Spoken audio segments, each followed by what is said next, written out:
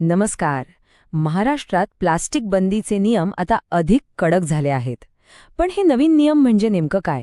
आणि सगळ्यात महत्त्वाचं, याचा आपल्या रोजच्या आयुष्यावर काय फरक पडणार आहे? चला तर मग या सगळ्या नियमांना अगदी सोप्या भाषेत समजून घेऊया. ही ही लहान पाण्याची बाटली आपण सगळ्यांनीच पाहिली असेल, वापरली असेल. खरं तर आपल्यासाठी ही खूपच सामान्य गोष्ट आहे, नाही का? पण आता हीच छोटीशी बाटली महाराष्ट्राच्या पर्यावरण संरक्षणाच्या लढाईत एका खूप मोठ्या बदलाचं प्रतीक बनली आहे. कसं? चला तेच पाहूया. ह्या विश्लेषणात आपण काय काय पाहणार आहोत? तर ही बंदी नेमकी का आणि कशी लागू झाली, उत्पादकांची भूमिका काय, आणि हो, आपली जबाबदारी काय असणार आहे.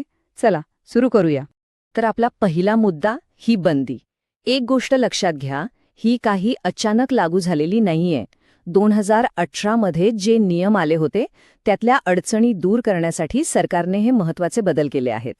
ओके, तर इथे आपल्याला संपूर्ण प्रवास दिसतोय. बघा, मार्च 2018 मध्ये मूळ बंदीची घोषणा झाली, पण अंमलबजावणीत काही अडचणी आल्या. मग त्या दूर करण्यासाठी एक समिती नेमली गेली आणि मग जून 2018 मध्ये नवीन, अधिक सुधारित नियम लागू झाले. म्हणजे बंदी उठलेली नाही, उलट ती आता जास्त प्रभावी झालीय. आणि या सुधारणांमधला सगळ्यात मोठा बदल कोणता असेल तर तो हा आहे, 200 मिलीलीटरपेक्षा कमी क्षमतेच्या ज्या पाण्याच्या प्लास्टिक बाटल्या आहेत त्या आता राज्यात पूर्णपणे बंद आहेत. हो, संपूर्ण बंदी.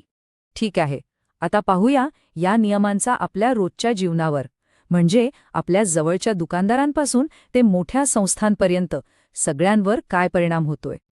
आता प्रश्न येतो किराणा दुकानांचा. त्यांना काही अटींवर सूट दिली आहे. म्हणजे समजा धान्य वगैरे पॅक करायचं असेल तर प्लास्टिक वापरता येईल, पण त्यासाठी नियम आहेत. एक, ते प्लास्टिक 50 मायक्रॉनपेक्षा जाड हवं. दुसरं, त्यावर उत्पादकाचं नाव आणि सगळ्यात महत्त्वाचं, बायबॅक किंमत छापलेली असलीच पाहिजे. बायबॅक किंमत म्हणजे ते पॅकेट परत दिल्यावर आपल्याला मिळणारे पैसे. आणि फक्त दुकानच नाहीत तर हॉटेल्स, मॉल्स, मोठी ऑफिसेस अशा सगळ्या मोठ्या संस्थांनाही जबाबदार धरलंय.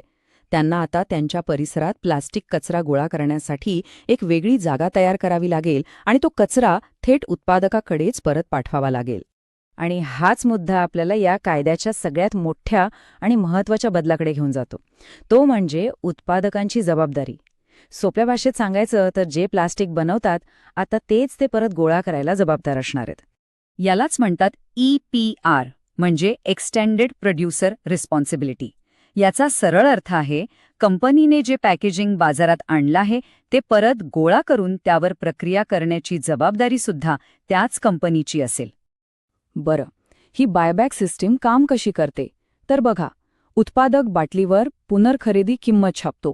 आपण ती वस्तू वापरल्यावर रिकाली बाटली दुकानदाराला परत देतो.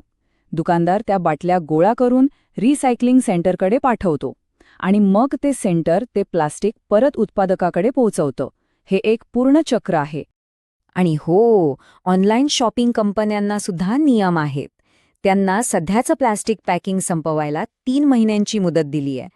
त्यानंतर त्यांना फक्त आणि फक्त इको फ्रेंडली पॅकेजिंगच वापरावं लागेल. आणि सगळ्यात इंटरेस्टिंग म्हणजे ह्या 3 महिन्यात त्यांनी जेवढं प्लास्टिक वापरलंय ते सगळं परत गोळा करण्याची जबाबदारी सुद्धा त्यांचीच असणार आहे. चला आता जरा पॅकेजिंगच्या वेगवेगळ्या प्रकारांबद्दल बोलूया. नक्की कोणत्या प्रकारच्या प्लास्टिकला परवानगी आहे आणि कोणत्या नाही हे समजून घेणं खूप महत्त्वाचं आहे. इथे 2 मुख्य प्रकार दिसतायत. एक आहे मल्टी लेयर पॅकेजिंग, म्हणजे वेफर्सच्या पाकिटांसारखं, ज्यात प्लास्टिक आणि फॉईलचे थर असतात. आणि दुसरं आहे टेट्रा पॅक, जे आपण दूध किंवा ज्यूससाठी वापरतो. आता या दोन्हीसाठी नियम वेगळे आहेत. जे पॅकेजिंग रिसायकल होत नाही ते येत्या 2 वर्षात पूर्णपणे बंद होईल आणि जे रिसायकल होऊ शकतं ते वापरता येईल, पण अट एकच, ते 100% परत गोळा करण्याची जबाबदारी उत्पादकाची असेल. उद्योगांमध्ये जे पॅकेजिंग वापरलं जातं त्यासाठीही नियम आहेत. ते 50 मायक्रॉनपेक्षा जाड असावं आणि त्यात कमीत कमी 20% तरी रिसायकल केलेलं प्लास्टिक वापरणं बंधनकारक आहे. अर्थात काही अत्यावश्यक गोष्टींना या बंदीतून सूट देण्यात आली आहे. उदाहरणार्थ औषधं, मेडिकलची उपकरणं आणि फक्त निर्यातीसाठी वापरलं जाणारं पॅकेजिंग, यावर ही बंदी लागू होणार नाही. तर आता हे सगळं ऐकल्यावर आपल्या मनात साहजिकच प्रश्न येतो की ह्यात आपली भूमिका काय आहे. कारण सरकार आणि कंपन्यांसोबतच ही आपली सगळ्यांची जबाबदारी आहे. हे चित्र बघा. यात संपूर्ण नियमावली एकाच ठिकाणी दिसते. एका बाजूला बंदीचे मुख्य नियम आणि दुसऱ्या बाजूला उत्पादकांची जबाबदारी. या दोन्ही गोष्टी अगदी स्पष्टपणे मांडल्या आहेत. मग एक जागरूक नागरिक म्हणून आपण वस्तू विकत घेताना कोणत्या गोष्टी तपासायला हव्यात? चला तर मग एक सोपी चेकलिस्ट बनवूया जी आपल्या सगळ्यांच्या कामी येईल. पुढच्या वेळेस बाजारात जाल तेव्हा फक्त 4 गोष्टी लक्षात ठेवा. पॅकेजिंग 50 मायक्रॉनपेक्षा जाड आहे का? बाटलीवर बायबॅक किंमत लिहिली आहे का? दुकानात प्लास्टिक गोळा करण्यासाठी वेगळा डबा आहे का? आणि ऑनलाईन ऑर्डरचं पॅकेजिंग इको फ्रेंडली आहे की नाही? या अगदी छोट्या वाटणाऱ्या गोष्टी आहेत, पण विश्वास ठेवा, यातूनच आपण एक मोठा बदल घडवू शकतो. शेवटी एकच गोष्ट लक्षात ठेवणं महत्वाचं आहे.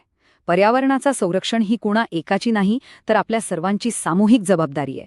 या नवीन नियमांचं पालन करून आपण एका स्वच्छ आणि निरोगी भविष्याकडे एक मोठं पाऊल टाकू शकतो.